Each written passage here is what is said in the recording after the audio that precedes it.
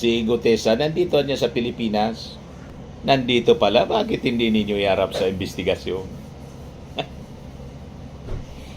Puro lang ablada itong si Mike Defensor, tatagbo pala kasi sa ilalim ni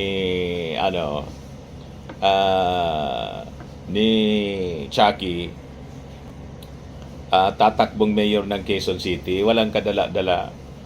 Tapos kumalat yung early campaigning po, mga posters, katandem si Aiko Melendez na tagahanga din ni Chucky. Yun ang katandem, mga kababayan, na Vice Mayor.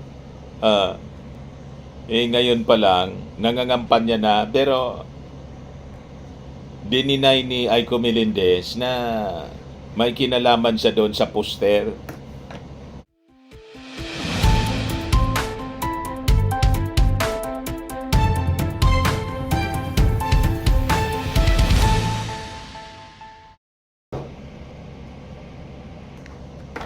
Hello po mga kababayan, si Dante Maravillas. Ano ang balita, Mr. Maravillas? Yung 18 ex-Marines pumunta na sa NBI kasama si Atty. Baligod. Sinupe na kasi sila, mga kababayan, at sabi ni Atty. Baligod sa ambos interview, purposely pumunta sila kasi gustong malaman ng mga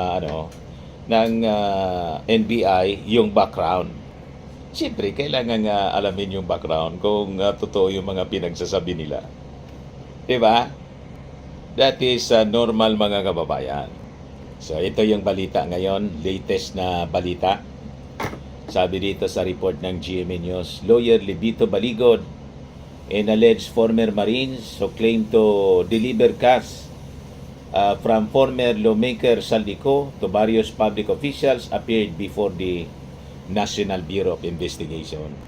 Sabi ni Atty. Baligod, ready daw silang mag-cooperate sa investigasyon. Ibag afterwards, mag-ala Gutesa. Hindi ba po? Hindi na makita. Pero may latest ngayon na sinasabi si Mike Defensor. Kasi nandun din si Mike Defensor, mga kababayan, sa NBI.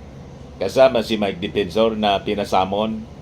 Ang sabi ni Mike Defensor, si Gutesa niya nandito sa Pilipinas. Yun na niya yung natanggap kong info.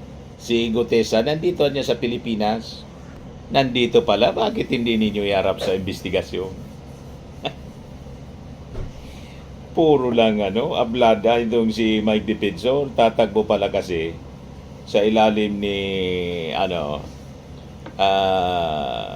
ni Chucky, tatakbong mayor ng Quezon City, walang kadala-dala. Tapos kumalat yung early campaigning po, mga posters, katandem si Aiko Melendez na tagahanga din ni Chucky.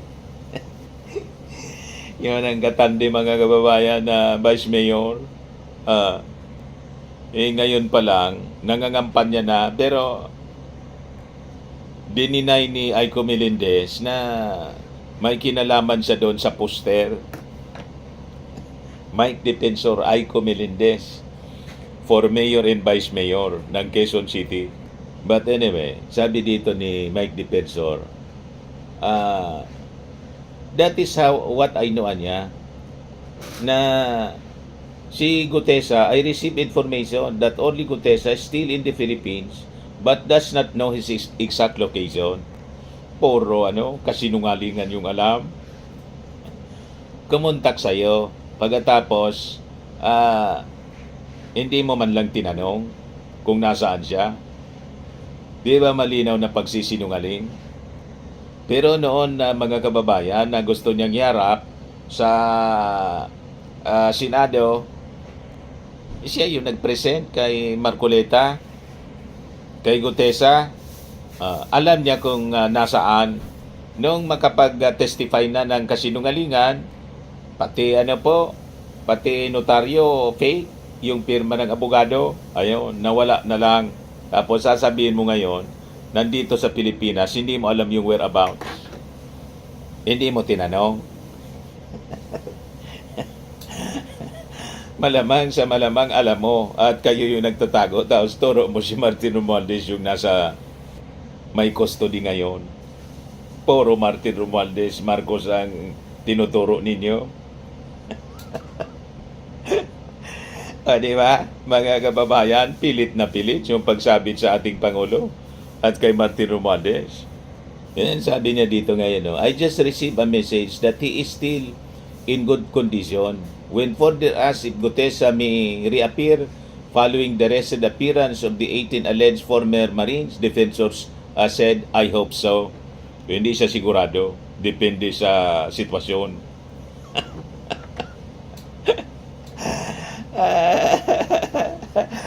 Di ba, mga kababayan? Puro scripted po. Pero sabi nga natin, mga kababayan, lalabas at lalabas ang katotohanan at malalantad ang kanilang kasinungalingan, mga kababayan. Sabi pa niya, if he'll show up, kung lalabasan niya, lalabas nga niya siya. Siyempre, kayo may control. Lalabas pag pinalabas na ninyo.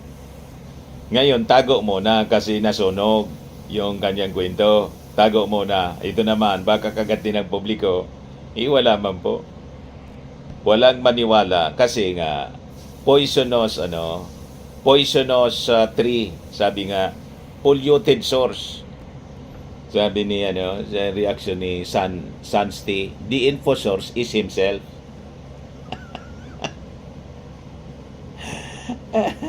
Sabi niya adik sa Sawit, alam naman talaga niya kung nasaan si Gutesa dahil siya mismo ang handler.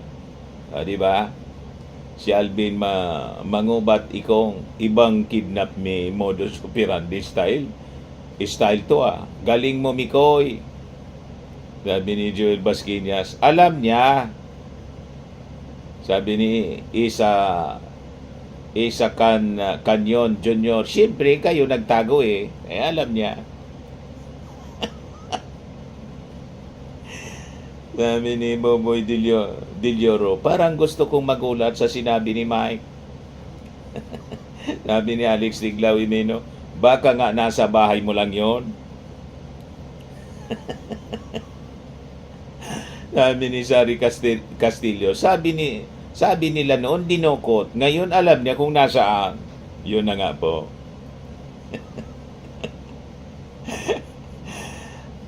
Paano po? Bali-baliktad? Bangga-bangga yung mga statement nila. Kasi nga po, kasinungalingan lang. Kaya laging sablay.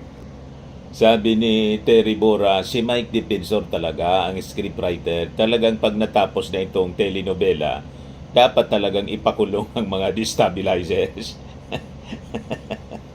Kaya nag-iimbestiga po yung NBI. May may paglalagyan tong mga destabilizers na to. Yung retired na general na nasa likod din ito, identified na po ng NBI, sabi ni Director Matibag. Ito yung ambos interview, mga kababayan, kay Atty. Baligod. In today's coming here, yung po, initial thoughts lang po, ano kayo yan? We are ready to cooperate Si Baligod. and provide whatever information they need. But I look at the subpoena and it appears that what NBI wants to know is the background of the 18. So we will provide all the informations. Kasi may sinasabi si Director na 8 daw hindi Marines or 4, no? So we will provide their serial numbers, no? Ang sabi, yung 8 daw ay hindi empleyado ni Saldico. So we will provide their identification cards. Yung mga bodyguards niya, ang dami-dami. So, May mga bodyguards na rin si Baligod. Big time na rin. Yung 4 daw sir na hindi naman daw po Marines, kundi driver, bodyguard lang po. Hindi, lahat ng Malamang ang as we said, 16 nagbigay ng former security Marines, niyan, yung 2 kampo ni former, Sara Philippine Duterte Army. mismo. So, Okay. maliwanag Ayan, naman yun sa akin. ang daming bodyguard para ng presidente. Mag-file ng separate na salaysay itong 18 kasi yung sa isang affidavit lang po parang kini-question yun Alam nyo, kaya nga may tinatawag tayong joint affidavit. Kasi kung may common knowledge, pwedeng pagsamahin. Di ba? Kaya pag makikita nyo, yung unang portion ng affidavit, ang ginagamit naming pronoun doon ay kami. Kasi lahat sila empleyado.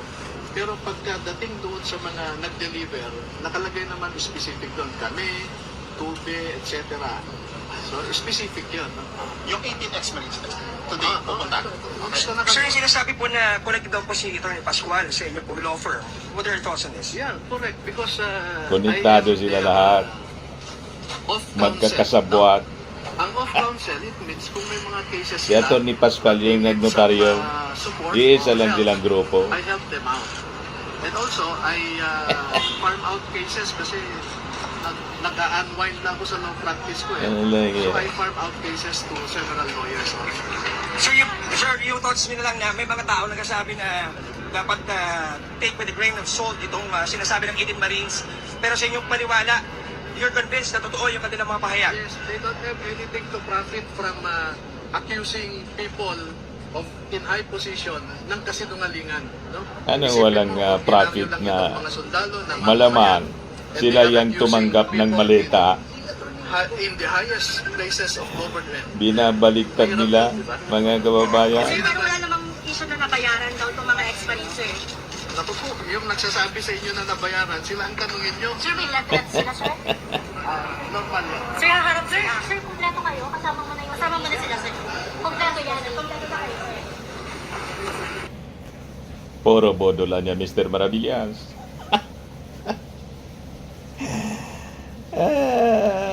Nagana buhay lang po siguro. Mahirap ang buhay. Kailangan may diskarte. Di ba po? Kaya sabi ng mga netizens, mga kababayan, sumama sa katiwalian yung mga Marines ng libre lang. Sabi ni Net Rizia,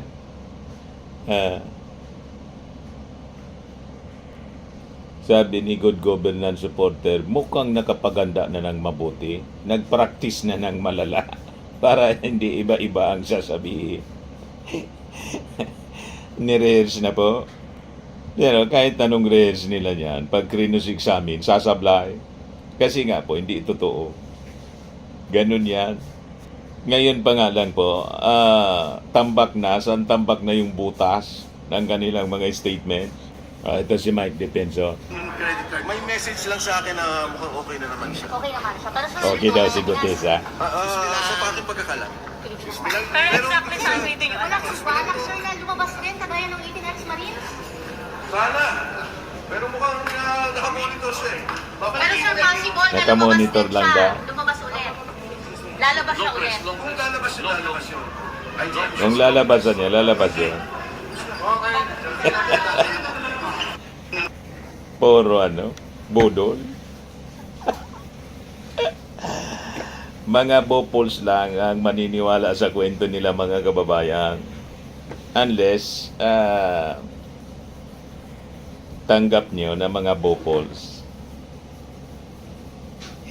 Diba po? Ayan man lang ang short video natin. Abangan natin kung ano yung magiging reaksyon ng National Bureau of Investigation, magiging findings after na humarap sa subpena sa investigasyon nitong alleged mga ex-marines, mga kababayan. Yun lang for now. Ako po si Dante Maravillas. Bye-bye. God bless.